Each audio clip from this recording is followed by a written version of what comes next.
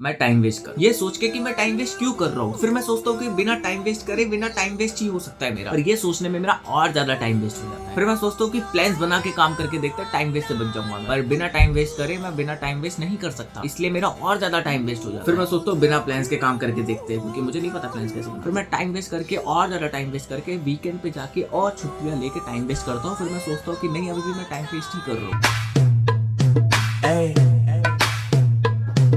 और अगर इस टाइम पास में बेरोजगारी वाला शब्द जुड़ जाए तो क्यों, अजब्रोज वाली फीलिंग आई, अपना अपना सा लगा कुछ।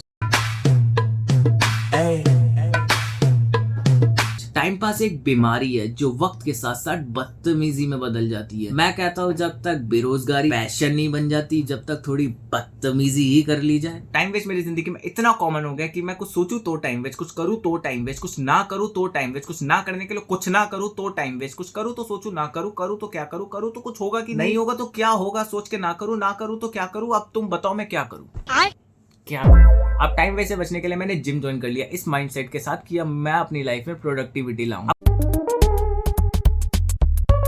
कहते हैं कि वर्कआउट के बाद थोड़ी नैप ले लो तो तुम्हारी बॉडी अच्छे से रिकवर करती है, तो मैंने इस बात को सीरियसली लेके भाई अब मैं दिन में 16 घंटे सोता हूँ, 8 घंटे रात को, 8 घंटे दोपहर को। I believe no partiality, only equality. भाई एक तो ना इंस्टाग्राम वालों ने मेरी बेरोजगारी की रेखा बिल्कुल लंबी खींच रखी है। भाई मैं स्टोरी देख रहा हूँ और पता ही नहीं चलेगा कब मैं रील स्क्रॉल करने लग जाता हूँ। How even is this possible कि तुम्हें पता ही नहीं चले। यार मुझे तुम एक बात बताओ, तुम इंस्टाग्राम पे स्टोरी स्वाइप कर रहे हो, तुम्हारा एक्शन यू होना चाहिए ना, कब तुम्हारा एक्शन यू होने से बदले यू हो जाता है, तुम्हें कैसे पता नहीं चला? मुझे भी नहीं पता, तुम्हें भी नहीं पता, इस बीकेएल को।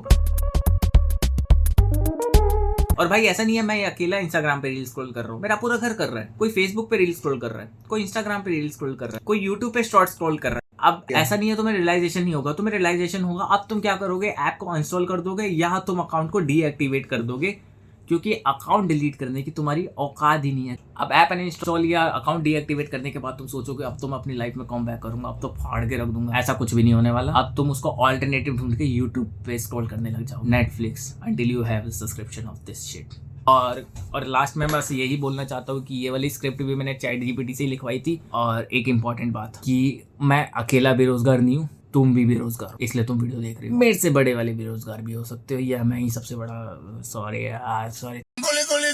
Guacha lingangu, lingangu, lingangu, gole gole, guacha lingangu, lingangu, lingangu, gole gole, guacha lingangu, lingangu, lingangu, gole gole, guacha lingangu, lingangu.